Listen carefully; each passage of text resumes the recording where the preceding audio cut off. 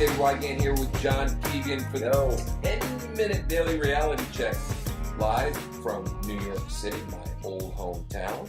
Hey John, today we're going to, and your current one. Today we're going to talk about the best passive-aggressive revenge techniques. Yeah, I don't know how anyone can go through a day without knowing these. But yes, now we're very important, right? Yeah, very important. It's very important to know how to be passive-aggressive and get even with somebody. Well, I think when we look at it, this is radical self-help that doesn't suck, and we have to get down to business here. This isn't, most self-help articles are like 5 ways to start your day and be inspired all day, right? Right. 5 reasons you need to wear yellow today.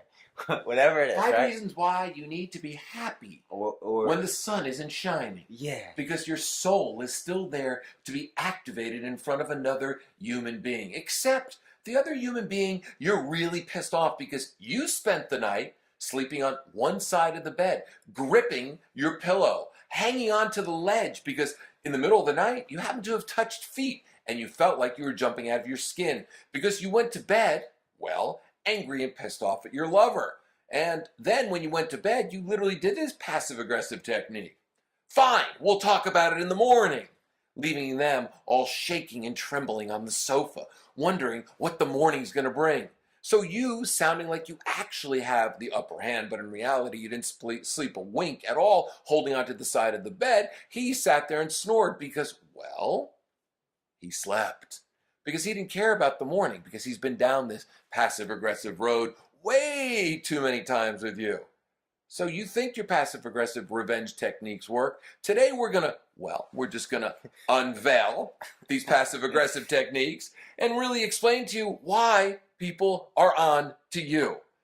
John, let's name a few. Well, let's get down to business here. I mean, I think one of the all-time, you brought this one up earlier, and I think one of the all-time best passive-aggressive revenge techniques is when your lover is in the shower doing the old toilet flush. Yeah, the old toilet flush is the best. Oops. Oh, sorry. Forgot that makes the water scalding hot and burns your skin out of nowhere. Didn't know that. So sorry on my way to yoga class. Yeah, don't worry about it. I'm not going to flush the toilet. I'm going to go in my old New York City apartment and run the cold water in the kitchen.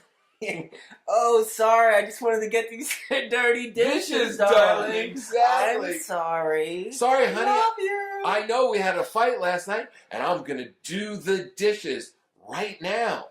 And I don't want to use up that much hot water because you're going to have a cold shower. So I'm going to use the cold water to scald your fucking body because I'm really fucking angry because I'm passive-aggressive. And why? Well, look at the word pass. P, and then there's an S in there, right? Because I and you don't have a relationship based on open communication. So we have to dig into passive-aggressive techniques, such as the silent treatment. I think that's one of the all-time best ones. The silent treatment is a form of gathering power when you really have none. Yeah. So, and now what I can do... Wait, adding an occasional huff and a puff. Yeah, huff and a puff and a scowl. a scowl. Or the pursed lips while you're driving, the other person is in the passenger seat. Yes. You're mad at them, and your lips are pursed, and you're silent, and they're saying things, you're just looking straight ahead, as if they're not there, right? Exactly. That's not passive-aggressive, is it? No, and then you get out, and, you're at a rest stop, and you get out, you fill some gas, and you go, I got to run in, and you run in and get a bottle of water for yourself, but nothing for them, right? Oh man, that's brutal. Or you get it for them and just act like you're a good person. Yes. And still don't talk to them. Or you get gum because they can't stand the way you chew gum, and you put the gum in your mouth, and you start chewing it really loud. Or you eat something that you know pisses them off because you shouldn't be eating it. Yeah. Or you get a can of soda, and they know that you have digestive issues, but you're going to drink the Coke anyway so you can let go of a passive-aggressive belch in the car. Well, that's just another to make them upset. Belching and farting is often it's the male version of passive-aggressive, and there is that. I guess they would call it today a micro passive-aggression, right? It really gets in there. Crop dusting is what I would call it. Yeah, crop dusting, things like this. But now, then there's a lot of people, women, have used sex. I've seen that before. Oh, why? Oh, yeah. That's sex, negotiated. the withholding of sex as a way to communicate their dismay at something, or to, Wait, know, wait, wait, wait. They'll say even more. They'll go, just don't think you're getting sex tonight with the way you've behaved. yeah, Right? They'll throw right, that in. And then right. you look at them and go, well, how have I behaved? And then they'll look at you being passive aggressive and go, you know. And like, we think like, no, I really don't. Because I'm still trying to figure out last week's withholding of sex. I'm on last week's withholding of sex. I don't understand why you're being passive aggressive holding sex against me right now, because I really don't know. I'm trying to still figure out last week's mistake. Well, so these are some ones that we, I think all of us do. And yes, when we talked about, oh my God, we're going to do this one today, some things really popped in my mind. Oh no, man! You didn't go off on a mind tangent. Yeah, I did. Oh no. Yeah, and one of the things, there's two things that I think I can really show some extreme passive aggressiveness. One is my own, and one is something that was done to me by a roommate that I once had. Roommates suck. Well, this roommate, the truth is, we only lived together 4 weeks, and I had to get called the cops, and it was put in a mental institution to get him out of the apartment. Did you find them on Craigslist? I found them in an acting class. Oh, and of course. And I was desperate, and I needed a roommate. I was only $800 a month at the time, but I needed that $400, and I knew something wasn't right. Within 4 weeks, he was in a mental home. I had to get him out. And that's a whole story. I could tell you. We could talk about roommates that go to mental homes on another one. Because we can come up with a 10-minute daily reality check on how to get rid of a really bad roommate, even if you think there's some psychological imbalance. Yeah, we'll cover that on and show. I have all the step-by-step guide if you need it. Now, this is what happened here, and then I'm going to tell you there's something really bad that I really did. I still regret to this day. It's passive aggressive. We have to stand. So this is passive aggressive. Long story short, he moved into my apartment, right? And there was a closet in the living room. I would often fall asleep on the couch in the living room, and he had put his clothes in this closet, and then I guess I had done something where I put my clothes next to his clothes or something like that, and in his brain that was slightly going insane, but day by day. His clothes can't be touching your clothes type of thing. Yeah, something like that. So he walked in the room and he started removing all the clothes almost like an ape. His arms were moving around like an ape, right? Okay, so that was just a subtle thing. Then I did something, I did a faux pas. I went into the bathroom. I took a number 2, right? I took a number 2. The phone rang. I got up. I wiped up. But I guess I forgot to flush. It happens. Two guys living in an apartment. I forgot to flush. I've done it many times. Then I went back to my couch. I was laying on the couch. And then I just hear all this ruckus. He comes running out. And this is where he goes back into the closet, starts moving all the clothes around violently all over. And he's literally running around the room like an ape, marking his territory. And he's like, oh, you think you're the dominant male? You think you're the dominant male? Are you kidding me? No, this is a serious story. You think you're the dominant male? You're gonna try and dominate me? Right? I'm like, what are you fucking talking about? And then it came out that I didn't flush the toilet, right? Oh my God, so he thought you were like marking territory. Yeah, that's what he said. By leaving a deuce in the bowl. Yeah, this was it. Yeah, wow. This was 3 weeks before. This was 3 weeks before the mental institution, so you can see how dark it got, right? So that's where it started, right? And that's less than a week after he was there. So then I was like, all right, well, that was really scary. My heart stopped. I was like, this is not good. So then I went into the bathroom, and what he had done is something I'll never forget to this day. Something so strange, something so weird, something so passive-aggressive that it's just mind-blowing. He literally took a shit on top of my shit. And left it. And left it to show who was the dominant male. Wow. Would you call that passive-aggressive or aggressive-aggressive? I'm not sure. I would call passing something. Yeah, he definitely passed something, and it was aggressive. It's funny the stupid things we do because we can't communicate. I remember when I was in college, a long, long time ago. Yeah. My roommate Jimmy would never clean his dishes, right? So Larry and I would clean the dishes. Jimmy would never clean the stove. Larry and I would. So one time we decided to make a Jimmy pile, right? Instead of talking to him about, hey man, like we all just pitch in and clean, right? Because this really comes down to a breakdown in communication. We're afraid to confront somebody. So instead of confronting somebody, we're sweeping it under the rug. That's what we do when we're passive aggressive, right? Lack of sex, breakdown of sex, breakdown of communication, same thing, right? So we made a Jimmy pile. Jimmy would leave his garbage, his plates, paper plates out, wouldn't throw them in the garbage. So there was a refrigerator in the den next to the television, right? This is such a college place. So we started putting the Jimmy pile on there, right?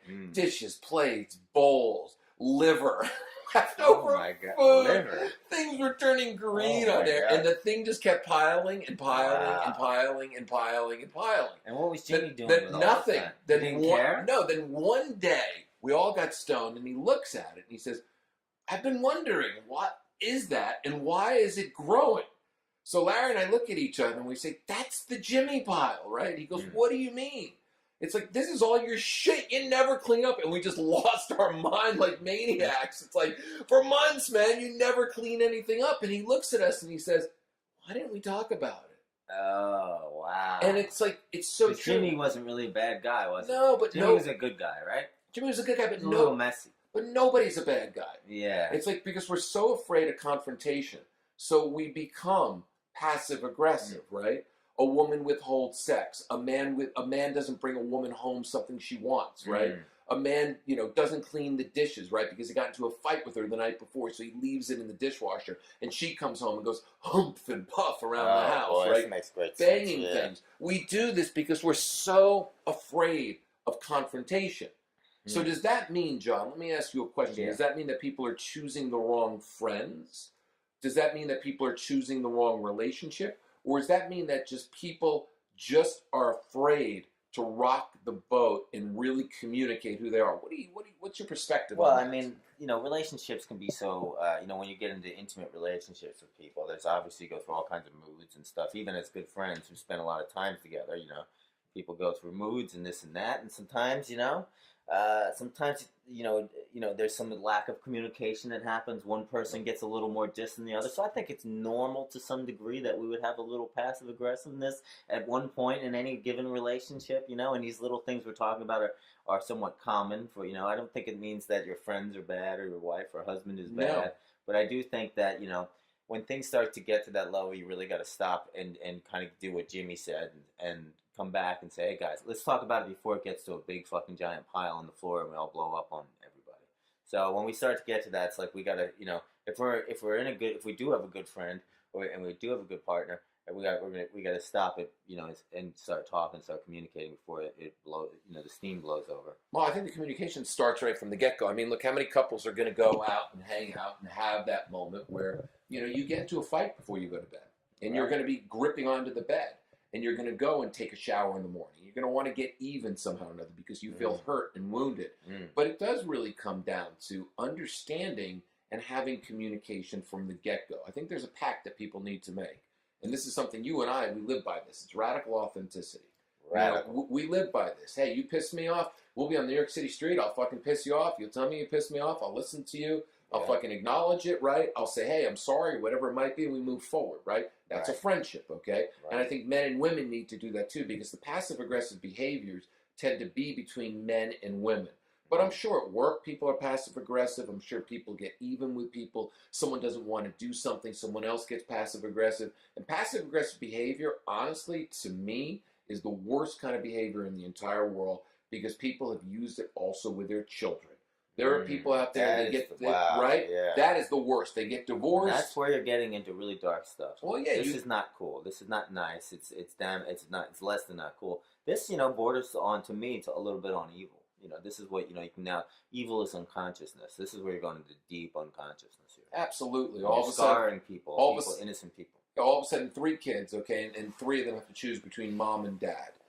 Or they have to choose between the grandparents, and it happens on the grandparents. So they got to choose between the aunt and the uncle, right? From one side of the family to the next side of the family. And usually what happens is that a mother or father, instead of supporting the other relationship with the kids, will do passive-aggressive behavior so the children who are easy to manipulate, well, let's just put it mildly, it's not fucking hard to manipulate a 9-year-old. No. It's not hard. They're manipulated. And They're it's not easy to also hard manipulate, and it's wrong. Manipulate the other parent by waving the kid around. That's one of the most shocking. Look what I have control over. Yeah, right. Really sad, and it happens a lot, doesn't it? I've seen it happen all the time. I've worked and coached divorced people for 17 years. I've seen people lose family.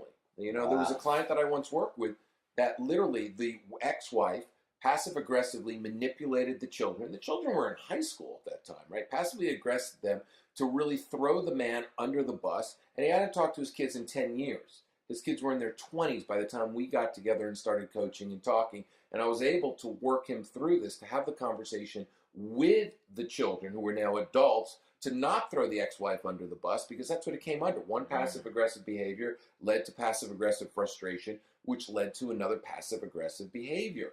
We are here to communicate, folks. If you really desire a real relationship, I strongly suggest you look at your passive-aggressive behaviors and stop acting like a fucking child. And let's talk about it. We were giving advice to a girlfriend the other day, but she was dating a guy, and that's long. We're not getting the whole story. But we realized that the guy, it wasn't turning into what she wanted it to turn into. We realized the guy was passive. She's a kick-ass girl, too. Yeah. He was passive-aggressive. He's a passive-aggressive, and there's a weakness in it. When I think of it, after learning, it's like a weakling. He's a grown man, he's a full-grown man with a great career, and he's passive-aggressive with women. And he was passive-aggressive with her, and stingy in a way. Stingy not with his money, with his time. With his with how he doled out his validation. It's not cool, and there's something spiritually wrong with that, if you ask me. Well, yeah, he was passive-aggressive with time, and not only that, here's a woman that was so open and ready for a relationship and so willing to go on a journey. Yeah. And then she had to rationalize it by saying, well, we're just still dating, Yeah. And remember, we even said to her, it's like, no, the minute you meet somebody, you either make a decision you're dating or hanging. Yeah. If you're dating, it means you're dating other people. If you're hanging, it means you're committing to getting to know one another. Right. And she wanted to commit, but she wasn't able to commit because she picked Mr. Passive-Aggressive. Anyway, man, passive-aggressive, this is definitely a topic you and I are going to talk about and explore more. Yeah, and absolutely. I'd like to know, you can shoot us an email. You can just go to david@davidwygant.com or go to theawakenedlifestyle.com and click the contact button and email John and send us your passive-aggressive behavior that you've used in your relationships or life. And tell us one that you really are not that fucking proud of. And just admit it, because that's the first way to learn, is that you get rid of this passive-aggressive behavior so you're able to learn what you did. Anyway, man, what is the new tagline, man? There is a new tagline, right? Man, the newest tagline, is radical authenticity. Radical. Wait. From the world of dangerous minds. What was it? Jesus. I mean, because it was like 4 pages long now. I mean, it was really, really good. It was not the it was the opposite of lifestyle. It was the delusion. It was the disturbed lifestyle. Yeah, no, radical authenticity from the disturbed lifestyle. No, that was it. That was just that disturbed. That was such a good joke. The disturbed lifestyle. But it's really like a bunch of people escaped from a mental institution and they did a podcast called "The Disturbed Lifestyle" with Nurse Ratchet. Yeah, I mean, and that comes from an old joke because my site's The Awakened Lifestyle. An ex-girlfriend of mine, after she got to know me a little better. Wait, passive-aggressively? She passive-aggressively said to you after you gave some advice, she goes, "You're not a relationship advisor. You're like the Awakened Lifestyle advisor. You're part of the Disturbed Lifestyle." Yeah, you should call your site The Disturbed Lifestyle. Passive-aggressive. Yeah. Instead of having the conversation, she was throwing you. Instead of telling her why she felt that I was disturbed. Yes. she could have told me constructive ways not to disturb her. Right, and she threw you under the passive-aggressive bus. Right, yes. That's driven by somebody who's angry and doesn't talk to anybody. Yes, that's usually a school bus driver in the first place. Yeah. Anyway, I don't remember what it is, man. We'll fucking talk about it. We can definitely say, come on back tomorrow for more radical self-help that doesn't suck.